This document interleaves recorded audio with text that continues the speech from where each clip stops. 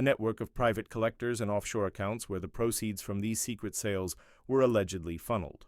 The court case, which captivated the nation, painted a drastically different picture of Rick Harrison than the one audiences had come to know and love through porn stars. Prosecutors described a man driven by greed, willing to blur ethical and legal lines to increase profits and safeguard his empire.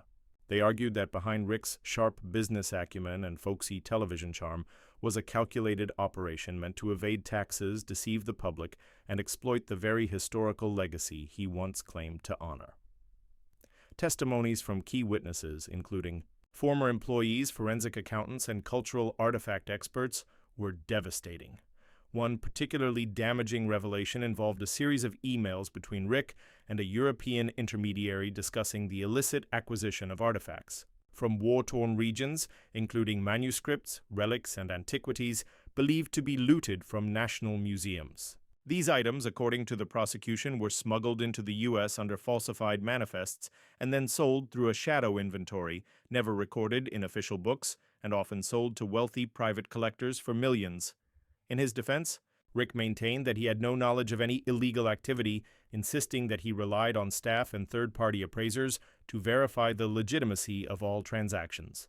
His legal team argued that he was being scapegoated by disgruntled former employees and overzealous prosecutors eager to make an example out of a public figure. But despite these defenses, the evidence was overwhelming. Surveillance footage, secret recordings, and wiretapped conversations showed Rick negotiating the prices of certain questionable items, using coded language to obscure their origins. In one intercepted call, he allegedly described a stolen Civil War-era journal as a piece of lost American soul that don't need paperwork to prove its worth. Public reaction to the trial was a mix of disbelief and outrage. Social media erupted with theories, debates, and speculation, with longtime fans defending Rick's character, while others expressed disappointment that someone seen as a symbol of hard-earned success could be involved in such a scandal. Meanwhile, the History Channel permanently suspended Pawn Stars, removing episodes from streaming platforms and scrubbing promotional material involving Rick from its official website. Tourists visiting the gold and silver pawn shop found it surrounded by barricades and federal notices, the once bustling establishment now reduced to a shell of its former self. The final verdict came in late 2024 after a lengthy deliberation. The jury found Rick Harrison guilty on multiple counts of tax evasion, conspiracy to traffic stolen artifacts, money laundering, and obstruction of justice. The judge, citing the scope and severity of the crimes as well as the abuse of his public platform, sentenced Rick to life in federal prison without the possibility of parole. The courtroom, packed with media, fans, and former employees, fell into stunned silence. Rick, in a final statement before sentencing, maintained his innocence, stating, "I've made mistakes, but I never set out to hurt anyone. This isn't justice. It's politics and betrayal." The news sent shockwaves through the entertainment industry and beyond. Discussions emerged around celebrity accountability, the ethical responsibilities of those who deal in cultural heritage, and the broader implications of how fame can be used to mask illegal enterprise. Former co-stars Corey Harrison and Chumley Russell released brief statements expressing sadness and disbelief while distancing themselves from Rick's legal troubles. Corey, who had once been groomed to inherit the business, reportedly left Las Vegas altogether to start a new life in Arizona, while Chumley returned to private life, avoiding further media appearances. Rick's incarceration marked one of the most dramatic downfalls in the history of reality television. A man who once symbolized entrepreneurial spirit and encyclopedic knowledge had fallen from grace. Now known not for his negotiations on screen, but for a criminal empire built behind the scenes, his legacy became a cautionary tale, one of ambition turned to excess and of fame that couldn't shield a man from the weight of justice. Even as Rick serves his sentence, rumors swirl of appeals and tell-all books in the works. Some speculate that Rick is compiling a memoir from behind bars, promising to reveal the truth of what really happened, who turned against him, and how deep the corruption went. Claims that, if true, could spark an entirely new chapter in an already unbelievable saga. Until then, the world can only watch and wonder how a beloved TV personality went from closing deals in a Vegas pawn shop to closing a cell door behind him forever. A network of shell companies across multiple states and even offshore accounts helped obscure the financial trail of high-ticket sales. These revelations painted a damning picture of a once revered television personality turned alleged criminal. Mastermind. Despite his legal team's best efforts to discredit the evidence and question the credibility of witnesses, public opinion began to shift. Longtime fans of Pawn Stars, who once viewed Rick Harrison as the epitome of American entrepreneurship, were now confronted with the possibility that the very foundation of his empire had been built on deception. The courtroom proceedings were intense and often dramatic. Prosecutors argued that Rick had not only committed white-collar crimes, but had done so with meticulous planning over several years, evading millions in taxes and profiting from the black market trade of cultural heritage. Artifacts. They accused him of exploiting legal gray areas in the pawn industry to mask illicit activities, using his fame and reputation as a shield. Meanwhile, the defense painted Rick as a victim of circumstance and betrayal, emphasizing his charitable contributions, long-standing role in the Las Vegas community, and lack of a prior criminal record. As the trial drew to a close, the atmosphere in the courtroom grew tense. Supporters of Rick filled the gallery alongside reporters eager to capture every twist of the sensational case. The final days were marked by the testimony of a former confidant, a woman who had worked closely with Rick for over a decade and claimed to have helped orchestrate the off-the-books transactions. Her testimony was the nail in the coffin. Tearfully, she recounted how Rick had persuaded her to forge documents, misrepresent item values, and funnel money through shell entities. She described the fear and loyalty that kept her silent for years, and how guilt eventually compelled her to come forward. In cross-examination, the defense tried to discredit her by highlighting inconsistencies in her timeline and suggesting she had been coerced by investigators, but the damage was done. Combined with mounting financial records and expert witness testimony about illegal artifact sales, the jury was left with little doubt. After weeks of deliberation, the jury returned with a verdict: guilty on multiple counts of tax evasion, money laundering, conspiracy to traffic stolen artifacts, and possession of stolen cultural property. The sentencing phase that followed was another media spectacle. The prosecution pushed for the maximum, arguing that Rick had not only broken the law but betrayed public trust on a national level. They emphasized the extent of the deception, the international scope of the trafficking operation, and the significant financial damage caused. The defense pleaded for leniency, highlighting Rick's previously clean record, the collapse of his family life under legal stress, and his contributions to educational programming through Pawn Stars. Rick himself addressed the court, maintaining his innocence but expressing regret for any mistakes made in judgment during his business operations. His voice cracked as he spoke about his late father, the old man, and how he had hoped to honor his legacy through the pawn shop.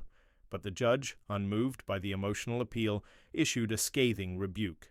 He called the crimes an egregious abuse of fame and power and sentenced Rick Harrison to life in federal prison without the possibility of parole under the RICO, Racketeer-Influenced and Corrupt Organizations Act. The courtroom gasped. Outside media outlets erupted. Fans stood in disbelief. It was a stunning fall from grace for one of reality television's most beloved figures. Within hours, social media platforms were flooded with posts, theories, and debates. Some fans refused to believe it, insisting on conspiracy theories or suggesting Rick had been framed by jealous competitors or even the federal government. Others expressed betrayal, shocked that the man they had watched for years was capable of such calculated deceit. The impact was immediate and far-reaching. The History Channel officially canceled Pawn Stars, removing all future episodes from the broadcast schedule and suspending syndication deals. Merchandise bearing Rick's likeness disappeared from shelves. The gold and silver pawn shop, once a buzzing tourist destination, saw its foot traffic dwindle to a trickle. Within months, it filed for bankruptcy.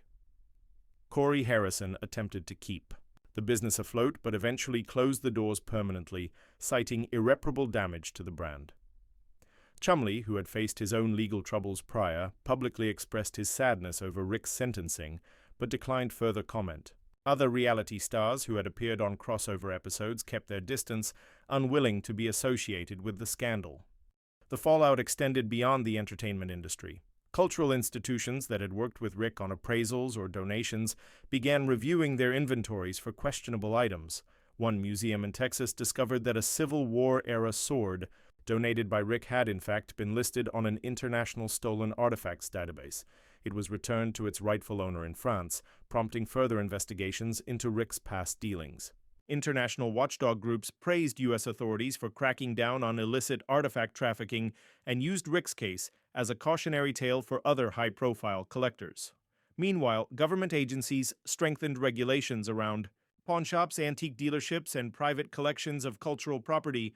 In prison, Rick Harrison reportedly kept to himself. Sources from within the federal penitentiary in Florence, Colorado, nicknamed the Alcatraz of the Rockies, claimed he rarely socialized and often requested history books from the library.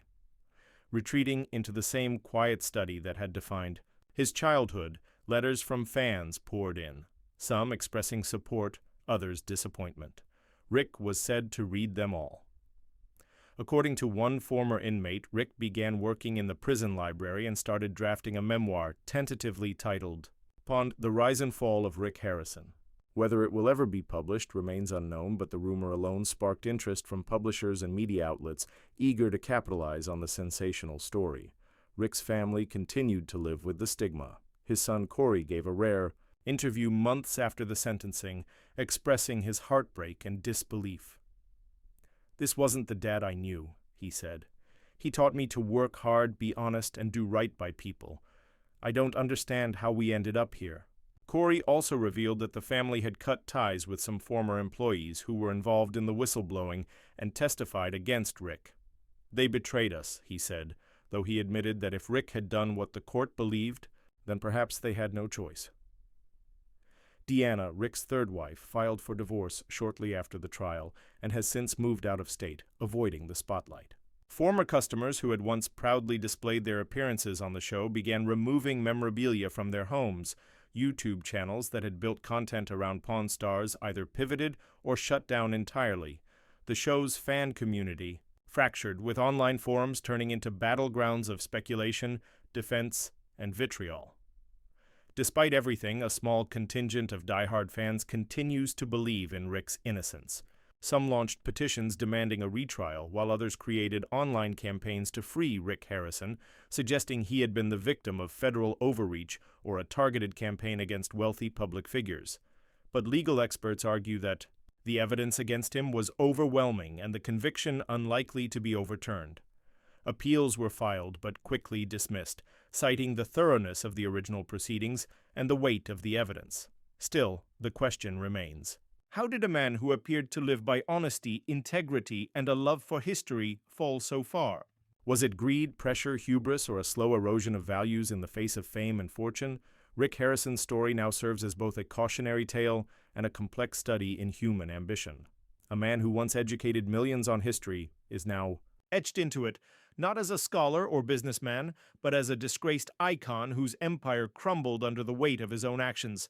And yet, even now, some former fans rewatch old Pawn Stars episodes, revisiting a time when Rick was a symbol of American grit and street-smart business savvy. They look past the headlines and remember the man who turned a small pawn shop into a global sensation. The Rick Harrison they see on screen is different from the man in the courtroom, and perhaps that's what makes the fall so tragic. Because once upon a time, Rick Harrison wasn't just a pawn shop owner. He was a part of our living rooms, a teacher in disguise, a businessman with heart. And now he's just a cautionary chapter in the annals of television history. The media. Coverage didn't die down with the sentencing. Instead, it evolved. Major networks produced multi-part docuseries dissecting every chapter of Rick Harrison's rise and fall. Streaming platforms competed to secure exclusive rights to dramatize his life story. Within a year, 2 major studios began development on biopics, casting well-known actors to portray Rick and the rest of the Pawn Stars crew, with some productions leaning into the criminal aspects and others taking a more sympathetic tone. Former employees, family friends, and business associates came forward with stories, some corroborating the trial's narrative, others defending Rick's character and insisting the truth had been distorted. The national discourse became not just about Rick himself, but about fame, capitalism, and the fine line between business savvy and moral compromise. Ironically, Rick's incarceration only fueled a cult of personality around him. Bootleg t-shirts with Free Rick slogans popped up in Vegas tourist shops, while his old catchphrases became ironic memes on social media. Fans debated whether his actions, while illegal, were truly immoral, or simply the inevitable result of the celebrity industrial complex that rewarded profit above all else. College courses began referencing the case in classes on media ethics, law, and pop culture. Meanwhile, the Smithsonian announced an exhibit on the intersection of television, crime, and Americana that included references to Rick's pawnshop empire. The pawn industry as a whole experienced a reckoning. Lawmakers used Rick's case to push through tighter regulations and oversight, especially for establishments dealing in historical or high-value items. Several states mandated digital tracking for all pawned goods, and the international cooperation on antiquities trafficking saw a notable boost. Rick's own family continued to fracture under the public pressure. Corey disappeared from the limelight, reportedly spending time in therapy and moving into private consulting work far from Las Vegas. He declined multiple offers to write a tell-all, stating in one rare podcast appearance that some stories are too painful to monetize. Chumlee, ever the unpredictable figure, attempted a brief comeback with a YouTube channel focused on vintage collectibles, but the comment sections were flooded with references to Rick's conviction, forcing him to disable public feedback entirely. Despite this, some segments of the audience remained loyal, engaging with Chumlee's new persona and defending his innocence by association. Behind bars, Rick's days were marked by routine and reflection. Those close to him claim he's mellowed, resigned to his new life, but still intellectually engaged. He reportedly spends hours writing, reading about world history, and occasionally giving informal lectures to fellow inmates about ancient coins and military memorabilia. His unpublished memoir, parts of which allegedly leaked online, paints a picture of a man who feels both misunderstood and remorseful, not necessarily for what he did, but for the unintended consequences and pain caused to his family. In these pages, Rick insists the lines between legal and illegal became increasingly blurry as his fame grew, and he suggests that he trusted the wrong people, was too proud to ask for help, and failed to recognize the growing rot within his own empire. There were rumors, too, always rumors, that the FBI had used